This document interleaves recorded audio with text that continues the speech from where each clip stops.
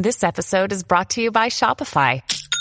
Forget the frustration of picking commerce platforms when you switch your business to Shopify, the global commerce platform that supercharges your selling wherever you sell. With Shopify, you'll harness the same intuitive features, trusted apps, and powerful analytics used by the world's leading brands. Sign up today for your $1 per month trial period at shopify.com/tech, all lowercase. That's shopify.com/tech.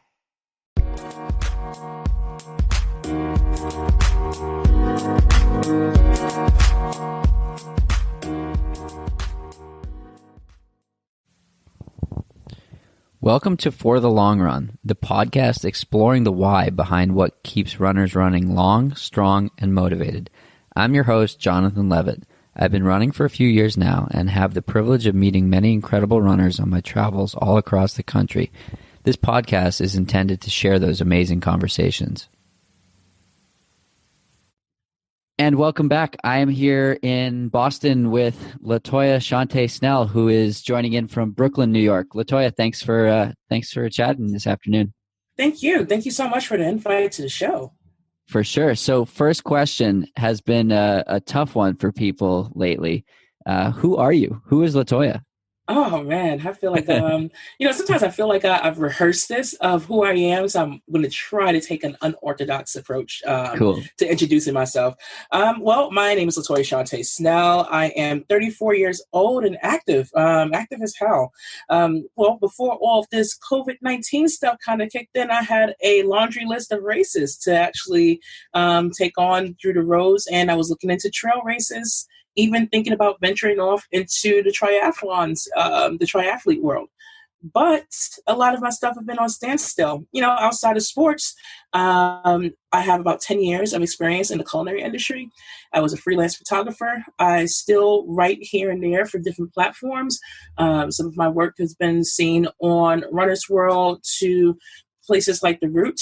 And I'm a mom, I'm a wife, a friend to many, and I just like to have fun with whatever thing that I do. I don't kind of box myself in as just one type of athlete. I'm a person where 1 minute you might see me doing cross-training videos, and the next minute you might see me try to tackle on, 30, 40, 50 miles. So I think sky's the limit, and yeah, that's probably the best way to introduce who I am as a person. Awesome. I love it. So the goal of this podcast is exploring the why, and a lot of people are chiming in on Twitter around this time, sort of evaluating like why they're running. And so you talked about you had a laundry list of races and you had a lot coming up, and now it's pivoting. How's your motivation? I actually just wrote about this morning. I am not a person, I don't think I've ever been really completely sold on the word motivation. Mm-hmm. I believe that you really have to be consistent. Mm-hmm. You have to try your best to be consistent because realistically, we're human. We're going to either make mistakes or have moments where, part of my expression is going to be fuck this shit moments, where right. You're just not going to want to do something where the thing that you are passionate about, you might lose a little bit of motivation. And that's where the consistency really falls into line of questioning and reevaluating your reasons why you do something. So for me, I always remind myself, when it comes to races, am I signing up for a race because I'm looking for a medal? Am I signing up for a race because I'm really excited about this particular event? Or am I signing up for races because it's something that I'm used to doing? And sometimes there's a mixture of all three, where I look at the medal and I'm like, oh, this is a really shiny race. I've never actually been to this location. Let me sign up for it. But as a person who have over 100 finisher medals in my home, those are things that no longer motivated me to sign up for races. So I really had to trade off those things after year 2 of running and saying, why am I really out here? What I love as an extrovert is that the running community gives me an ability to almost have it's like having an anonymous therapist out there on the road or the trails. You meet up with someone that you may have never interacted with in your everyday life, almost like similar to social media. And it connects you to different people from different backgrounds. And there's nothing that you have in common but the miles ahead of you. And there's very interesting conversations that generate from it. So in ways, I've used running as a muse to be able to interact and socialize with other people. It's transformed over the years where I am able to use my platform to encourage others to actually keep moving, to go up and get out there and get moving. It doesn't matter your shape, your size, your background, your demographics. None of those things are a crutch to move organically, whatever way that it speaks to you. So maybe it's not in running. Maybe it's cycling. Maybe it's just being able to get motivated to move out the door. So what moves me these days is the movement of other people. Now that we're actually in this self-quarantine mode with some places, or, we're practicing to not really, we're practicing this term social distancing, which is like something I've heard for like the last week or two so much. It is, it hurts as an extrovert, but because of the community, because of the running community, I'm still able to find ways to find myself moving now with the races being gone, with the changes of the times. Every day we're seeing a new advisory of what's going to happen from state to state, even down out of the country. And I'm now watching more than ever how Instagram and social media is literally keeping everybody else accountable. So my reasons for my why of why I move and why I do the things that I do is I inspire movement by moving myself. And it cannot be just about the medals or being recognized by my peers. It's really just getting us all to see the humanity that exists in all of us. I love that so much. One of the discussions that seems to be consistent across this podcast is the focus on community and the focus on the process. So it's not the end goal of a finish line. It's the journey along the way that keeps us all going, right? I definitely agree. I think that and it's almost like when you think about running or you think about any other sport, and especially when it comes to endurance sports, you encounter in the beginning, you almost encounter it like a new relationship. It's like you have that honeymoon stage where you just can't get enough of it. All you do is talk about that thing. You want to be around that thing. You just, every day you wake up, it's like, fresh air. Okay, I don't care if it's raining. I don't care if it's snowing. I just want to go out there and run. And then eventually you do it so much that starts to die off a little bit. Well, at least for some people. It starts to die off a bit. And when you start hitting that normal point, you are reminded, of why you move. You're reevaluating what things can I do. It's almost like using running as your muse to actually take on other things. I don't remember ever being this brave or spontaneous or actually willing to say, yeah, I can give that a try until running actually took place in my life. Do you think that's because we do hard things, we do them, and they're not as hard? Yeah, I don't care what other people say, but sometimes running sucks. Like sometimes there's days, if I'm running 5 days a week, there's about 2 days where I'm just kind of questioning, my life choices. I'm just like, why am I out here? Pay for this crap.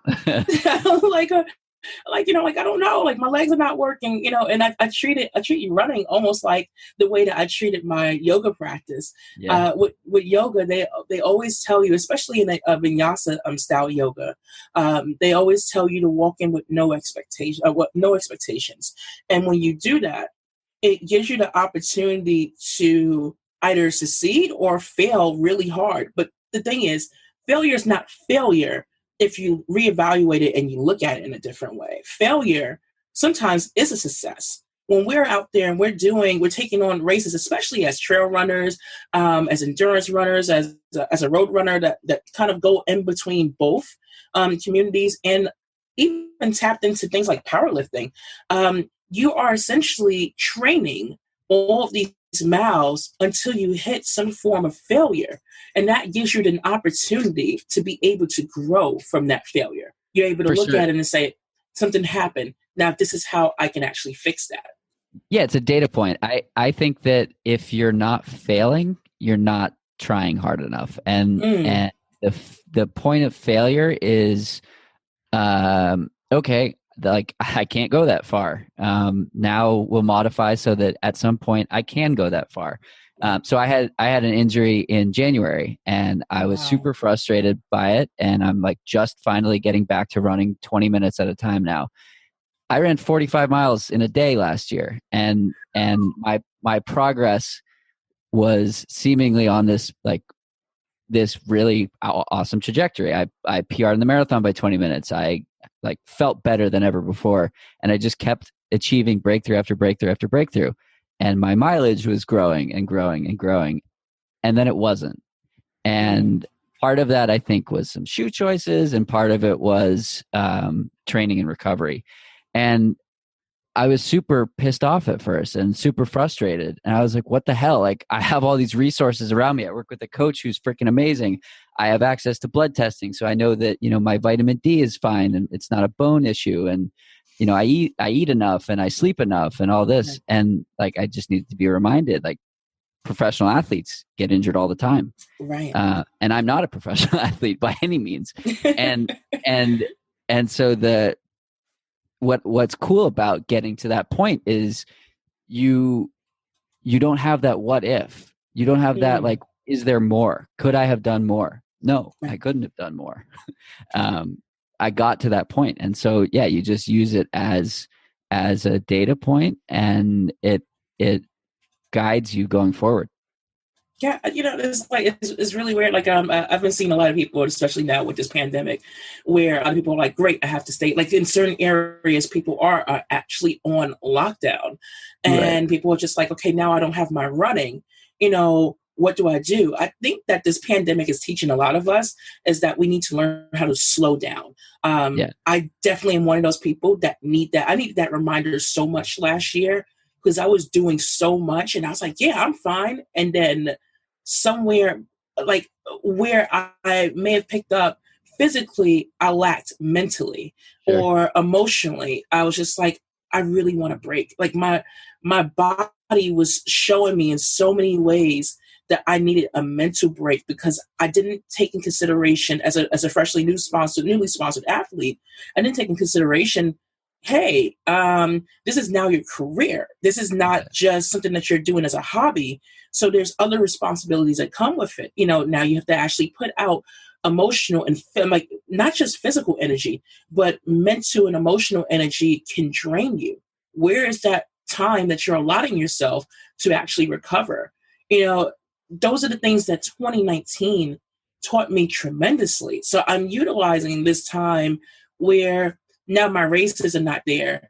I'm reminding myself, this doesn't mean I'm not an athlete. An athlete doesn't just, a person don't call themselves an athlete just because they completed their first race. They're an athlete because of the work that they put in, their work ethic, your consistency, maybe it is, relying on some type of motivation, but it's your passion. It's almost like the tattoo I have on my arm. There's a tattoo I got when I was in culinary school, and it was inspired from a culinary instructor. And it literally says passion, dedication, and professionalism. And that's something that I take with me through my running and throughout my entire life, not just I can run, 30 or 40 miles a week, or, this week I was able to knock out 70. It's something that I literally embody for my everyday life because it keeps me accountable, it keeps me honest.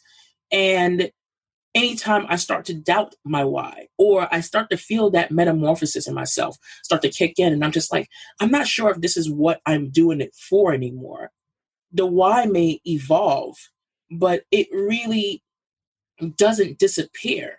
It doesn't completely disappear into the wind just because you're not active as much as a couple of months ago or before this injury. You're still an athlete. That athletic spirit trains and conditions you not only on your feet, but on your heart. So that's something that nobody can ever take away from you. For sure. I love that. Is that introspection something that you do routinely? Absolutely. I'm so to the public, a lot of people that that's read my story know me as the person who was heckled during the New York City Marathon in 2017. And when the story went out, I was just like, oh my God. Like, at first I was like, all right, I'm cool with this, until the media started really picking up, and it was a lot of traction that even I was not completely comfortable with. I'm like, this is taking me out of my zone, because I'm like, I started looking at other athletes. I'm like, these people are professionals. Like, they're running, 4-minute, 5-minute, miles. I'm not that person. I am back of the pack. I advocate for the slow AF community, slow as fuck, and I'm okay with that, and when I started getting the traction from other people were just like, well, now that you have the media on you, that means that you have to get faster. And I'm like, I used to be faster before all of the media started kicking in, and I found myself progressively getting slower. That's the weirdest thing. I got slower with more pressure being applied on me, and I had to reevaluate my why over and over and over again as this circus act of media attention kicked in. I had to ask myself, why am I running? Why was I running before? Why was I running in 2017? Why am I running right now? I am always challenging myself before someone else asks me, why am I doing this? So I'm always reminding myself, I run because 6-7 years ago, I didn't think I would actually be mobile. I went through diagnosed with sciatica, disc degeneration, and a couple of other health issues. In 2017, months before the heckling actually occurred at the marathon, I went through a miscarriage, and it was the first time I was ever told I was going to have twins. I took it hard. I looked at that as my last hurrah. I did not think that I would be running after Chicago Marathon, after New York City, and the 60K that I had lined up. I was like, all right, that's nice to have this, small, at the time, it was a smaller following. It was like 5,000 people on Instagram. And I was like, hey, I'm just going to wrap this blog up. Thanks for joining in on Running Fat Chef, but this is my time to go. And I decided to write this article because they was like, hey, we're willing to pay you. And I was like, wait, hold up. You're going to pay me to write, 800 words about something I already wrote about? That's the New Yorker in me, and what I didn't realize is that I became a muse for other people to evaluate their own why. Sometimes you don't choose to, in a good way though. And don't get me wrong, I've had some negative feedback, of course, the typical name calling. Oh, well, if you lost some weight, if you wasn't such a fat bitch, should you do that? What about your knees? I've had those type of trolling, but most of it has been like incredibly positive that I was able to give out. But what I received in return is what kept me here. It forced me to reevaluate why I was trying to leave. The running gave me something that I would never, ever say. I always hear that term, running is my therapy. And I'm one of those people that's like a yes and no, where I feel like therapy is actual therapy. Sometimes you do need to actually sit down in front of someone. I'm one of those people who will openly admit that I have no problem with talking to a therapist and saying, hey, listen, life is fucked up right now, and I need help and guidance and being able to see between all of this fog that's in front of me. And that's where an actual therapist can help me. But when it comes down to being around other people who are like, yeah, my life kind of sucks too, and now we're talking about here's our problems, and now we're collectively trying to fix it while we're getting to some miles, that's what I'm thankful for. I'm incredibly thankful for the community that's around me, the people that I don't have to know on a personal basis, or even, toss off of chairs on, like drinking a beer or whatever with them. They get me in so many ways. Yeah, I think I agree with all of that. I think the therapy thing is really important. And yes, for some, running can be a form of meditation or self-introspection or whatever. But and I've said it on this platform, on this podcast, time and time again, exactly what you said.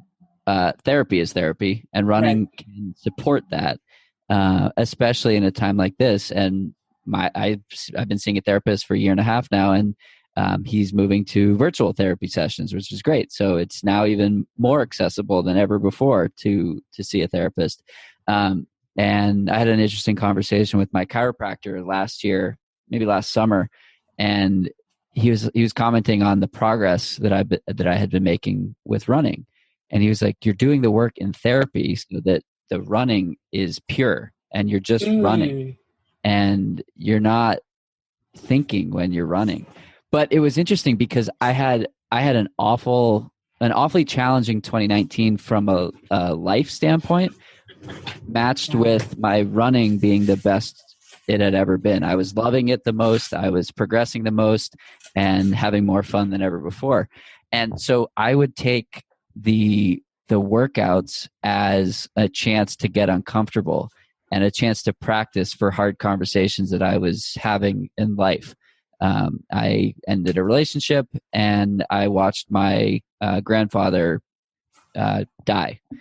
And wow. I had to, like, I sat down with him in August and acknowledged the fact that, like, this is the last conversation we're ever going to have together on earth. And I, 2 years ago, probably wouldn't have had that conversation, or I would have been too scared to have it and I would have regretted it for the rest of my life.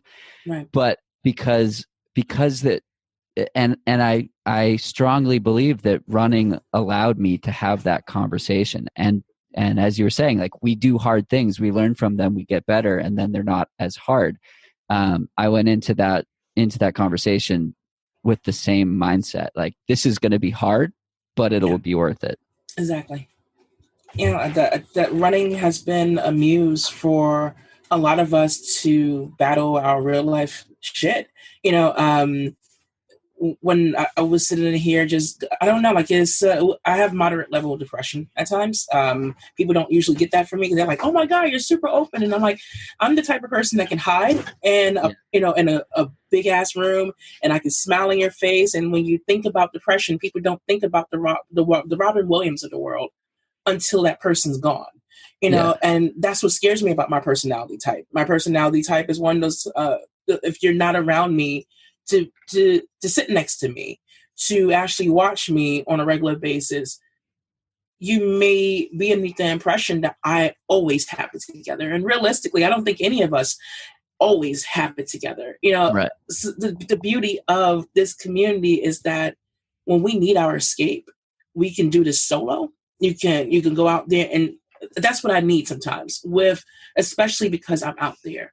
I need those moments where I can just silence everything. I make it a point where at least once a week, I do some type of form of movement where it's not documented through Strava, where I don't put it on social media, where it's completely just for myself, not for everybody else. And then most times I usually reserve my yoga practice for that. But there's been times where I'm like, you know what? This is the day I'm not going to run with a clock.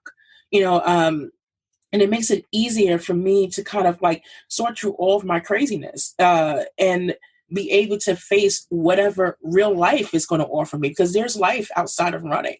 You know, as a parent, I'm always worried about, you know, the state of my child's health. I'm always worried about my own personal health. You know, I'm worried about the friends and family members around me.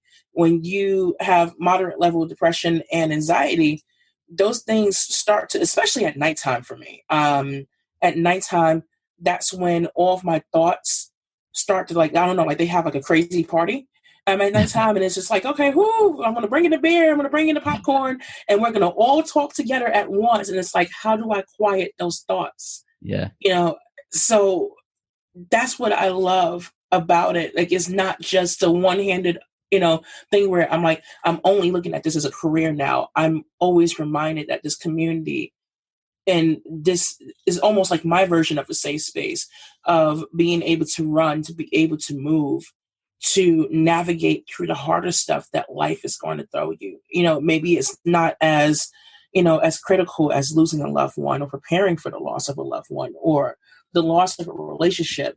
But, you know, I'm one of those people that's anti comparative. Like I sometimes I see people where they're like, oh, well, you're going through something, but I have it worse. It's You all can't. relative. Yeah. Right. It's like it's what's in front of you. And if that's the biggest thing in your life right now, that's the biggest thing in your life right now. And Right. I think that's something that is hard for a lot of people to grasp. And it's like you get into the comparison game in so many different ways. Yeah, it's kind of brutal. Like, I literally had to mute certain people. Like, I love them dearly, and I'm like, I love following you, but social media almost makes it like a gift and a curse, where you have too much access to people. Yeah. Where now you feel so invested, you start inserting things where maybe you should actually reserve back that judgment until you understand the full scope, and next thing you know, you see somebody getting attacked online, and I'm like, oh, that's my time to mute. I'm like, okay, that's the time I mute them. It's not that I hate you, not that I dislike you as a person. Maybe we have a difference of opinions on certain things, but I don't like playing that comparison game, even down to people that I truly admire. You're watching someone's success, and then it's not that you're jealous of them, but you're questioning, wow, they managed to do all this. Why am I not doing more? I try to stray away from those things instead of looking at it in such a negative light of, oh, wow, you're a failure. I'm like, no, this is my success right now. This is what I'm working towards. Not even if a person was a twin, each person's goals and life's accomplishments are not going to look the same and be exactly the same, even if it was the same type of medal. What motivates one is not going to motivate the next. And that's what I always try to keep in mind, keep me grounded. For sure. So let's talk about social media a little bit more. So you have a partnership and sponsorship with a handful of brands. Yes. What is that experience like? Oh man, it's been crazy as hell. Like, the one thing that I recommend to people who are interested in becoming an ambassador or sponsored, for one, is like the terminology is completely different. For an ambassador program, it's basically being able to represent a company, but it does not mean that it's automatically going to guarantee payment or sometimes even gear. And then sponsorship, it does come with the terms of, yes, we're going to pay you. You are going to be, it's like an ambassador, but just like a step up or whatever. There's a little bit of pressure with it. You have to be conscious, even more conscious. Like, I would hope people go on social media and have that awareness of whatever you say, it's out there in the internet forever. Even if you delete it 5 minutes from now, somebody can screenshot it. Those are the things that I have to constantly remind myself that sometimes things that's written is not going to be translated the same way as verbal interactions or in person-to-person interactions. Some people may take something that I say to a different level or a different degree. 2019 taught me a lot because I was an ambassador with several companies before. I didn't become a sponsored athlete until last year. And there were things and hiccups that I've had, I've had learning curves where I'm like, great. You cannot engage with trolls online and tell them about their mom, you learn these things, along the way, like that. It's like, okay, this is great when you're not, it's almost like you have to look at it as it's an unofficial employer. Right. In a sense, well, it is like an employer. As an employer, like when you're representing these brands as an employer. And the one thing that I would want to push to people and advocate to people is don't sign up for a brand just because they're nice and shiny. You have to really believe in what they're actually selling, what they're offering. And you have to be that person, especially if you're an ambassador or a sponsored athlete, you have to be that person to say, hey, this is not just a one-way street. This is not just, I signed up to be a sponsored athlete because I get paid. This is more like, what can I contribute back to this company? What can I offer? So I always ask myself, what are the things that I feel like is missing in a brand? So a lot of companies pick me up, not just because, I'm just this cool, potty mouth filled, slower athlete, but it's more like I got picked up because some people, and they most of the companies that picked me up, the one thing I got across the board is that they love my voice, the power of my voice. And with that language, I have to be responsible, at all times of even the things that are not, related to the brand. In my everyday life, I have to be conscious of, okay, like, oh, maybe this is a joke that I have to take offline. When I see that there's an opportunity, like, hey, I would love for more representation or more diversity. That's like a hot topic right now, is diversity and inclusion.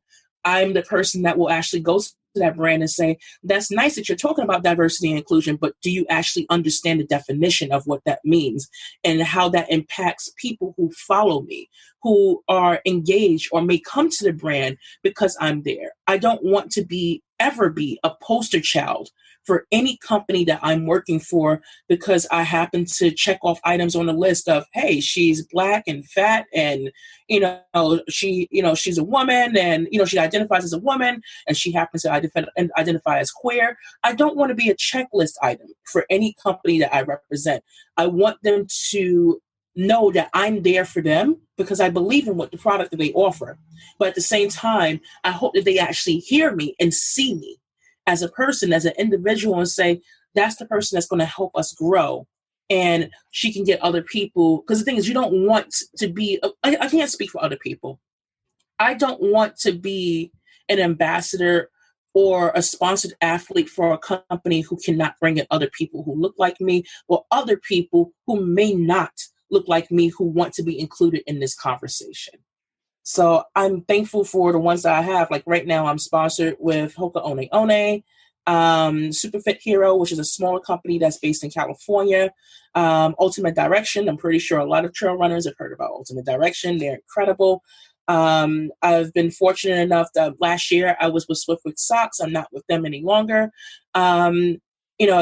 I believe, Scratch Labs, they actually took away their program for ambassadors because they felt bad about the idea of turning away people, because, we only have a certain amount of slots to put in there. And I admired it. And I was like, hey, I still mess with the company. I love them. They've done me so right.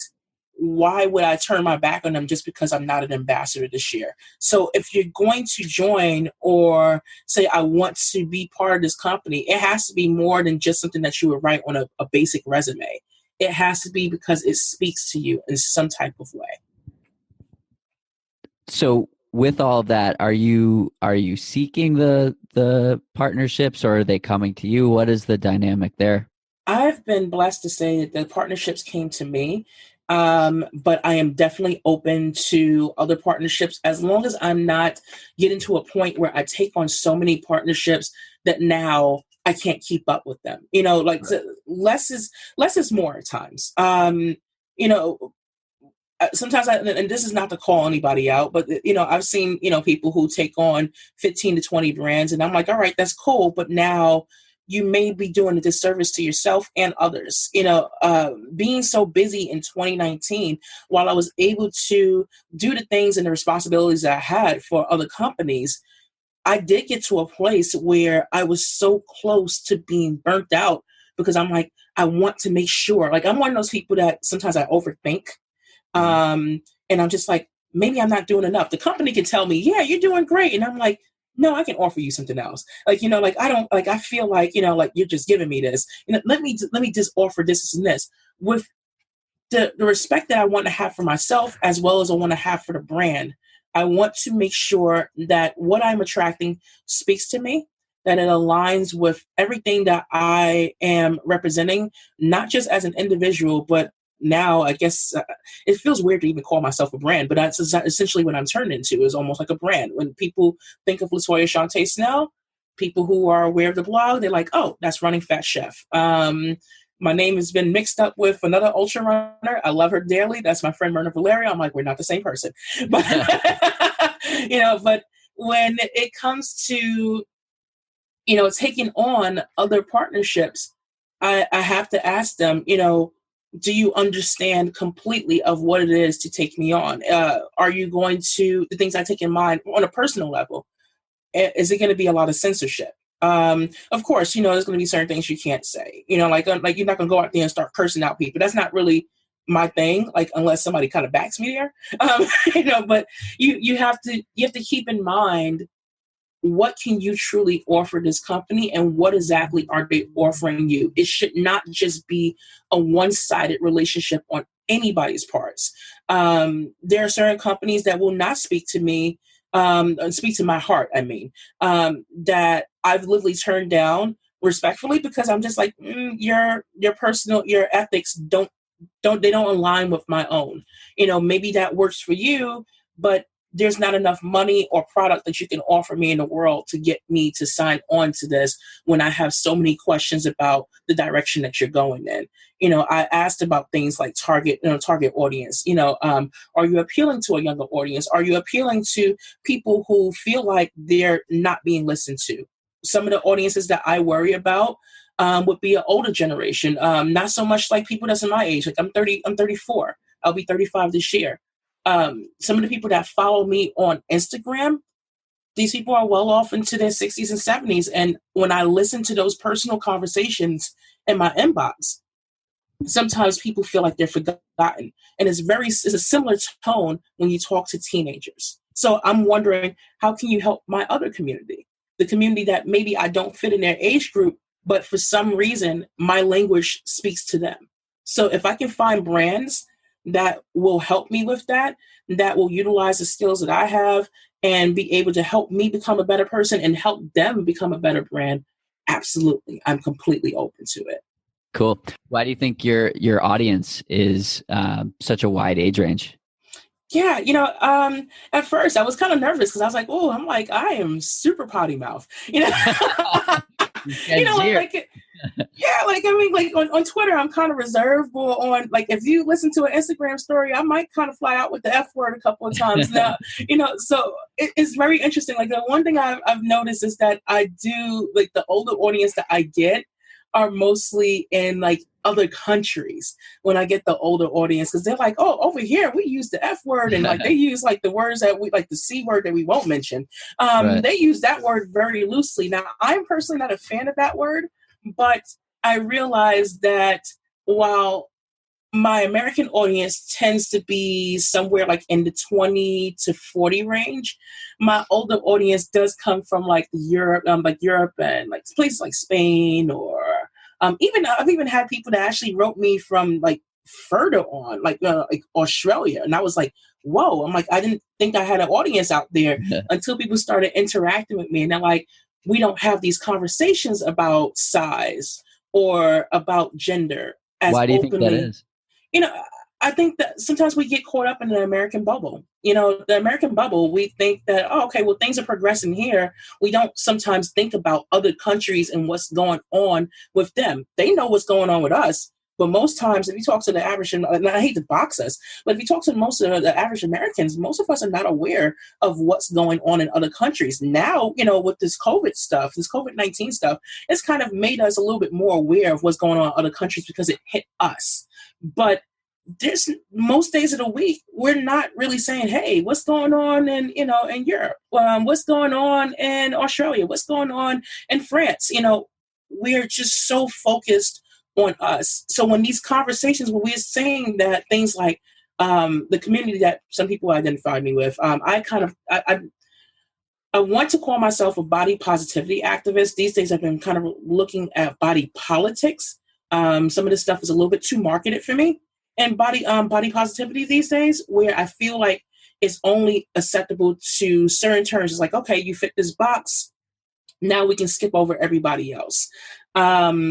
When it comes down to conversations about body politics, I don't limit myself to just, okay, I'm a size 16, 18, and I happen to be an athlete. I want to talk about, gender equality. I want to talk about issues like, hey, sometimes people who bleed are not just females. These are people who are transitioning.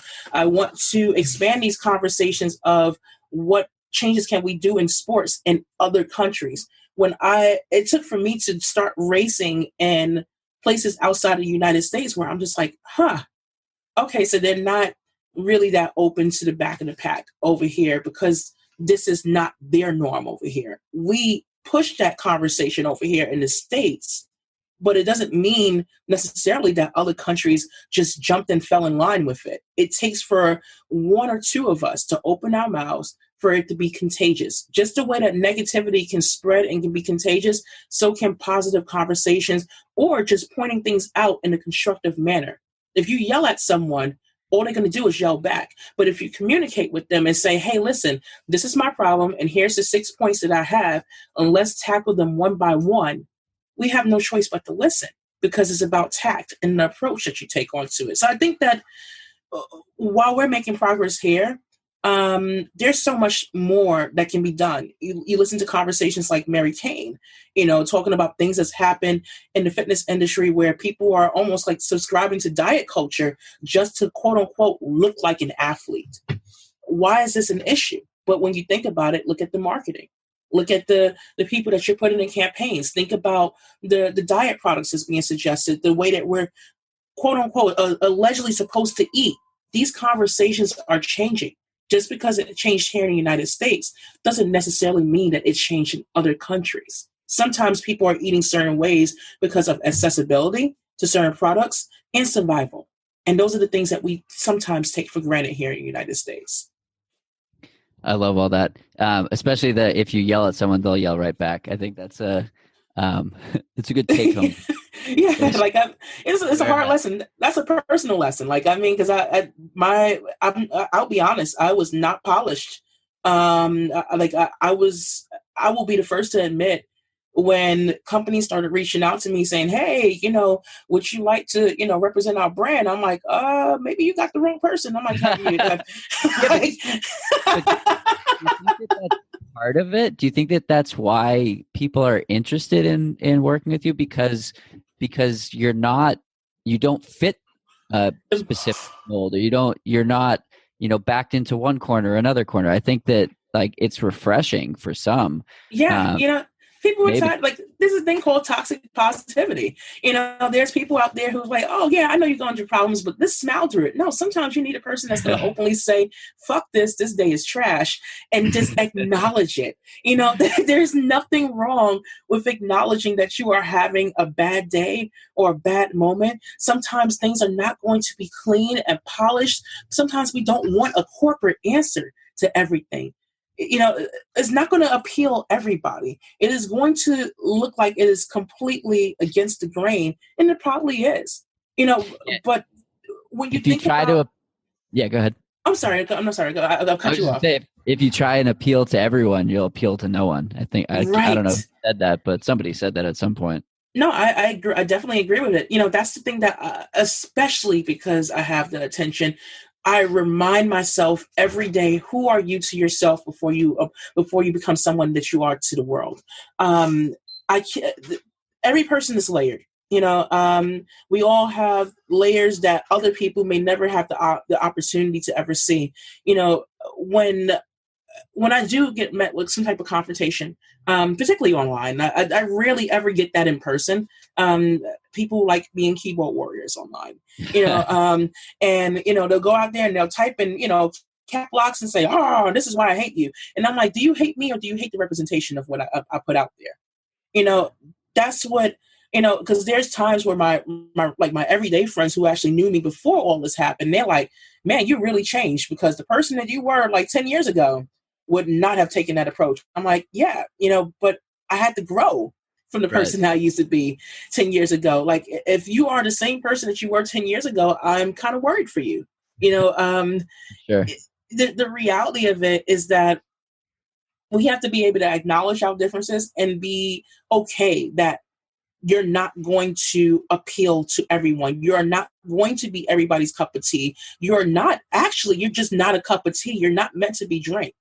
That's the reality of it. You are not a cup of tea. You're not going to be drank. You're not going to be palatable. But you have to ask yourself, who are you to yourself? The moment you embrace who you are as a person, whether it's positive, negative, or the in-between things that you're still figuring out, the world will start to accept you for who you are as well. Yeah. There's just too many of us out here trying to put on a presentation. And when you start looking at, especially on social media, you look at social media long enough and people are complaining, oh my gosh, I really want something real. And I'm just like, define real. Like maybe this person reality is that they wake up and they look like Barbie. That's okay. That's okay. But when I wake up in the morning, I look like a tragic hot mess and my breath stinks. And, I got to brush my teeth and get myself cleaned up a little bit just to be presentable to the world. But it does not make me a bad person. I love it. I could go on for hours with this, but what do you wish people knew about you? What do I wish people knew about me? I wish that people knew that I am not as rough as this New Yorker presentation sometimes seem to be. I have a lot of layers to me. I have a lot of complicated layers to me. Sometimes I can be heavily misunderstood because not so much of putting my foot in my mouth. It's just that I speak very unapologetically to a point where it sometimes sounds abrasive. Yeah. And I am reminding myself that everybody's background and their own personal story is going to look different than my own. So I always ask people to work with me and to have that level of patience with me, because I'm going to try to do the same thing with you, that we don't have to agree on anything, but right. I would do my best to respect who you are as a human. And I just want that in return. Awesome. Well, thanks so much for taking the time to chat today. Where can we follow your adventure if somebody would like to follow along? Absolutely. You can follow me on my blog. That's runningfatchef.com, www.runningfatchef.com. You can also find me on Instagram. That is www.instagram.com/IamLShauntay. That's IamLSHauntay. You can also find me on Twitter. That's www.twitter.com/Latoya Shauntay. Awesome. Latoya, thanks so much. And have a great rest of your day. Thank you. Of course. That's it for today's episode. Like many long runs, it's sad when it has to end. I hope you join in next week on For the Long Run. And in the meantime, happy trails. If you've enjoyed this episode, it would mean a lot to me if you shared it so that others can find it and enjoy it too.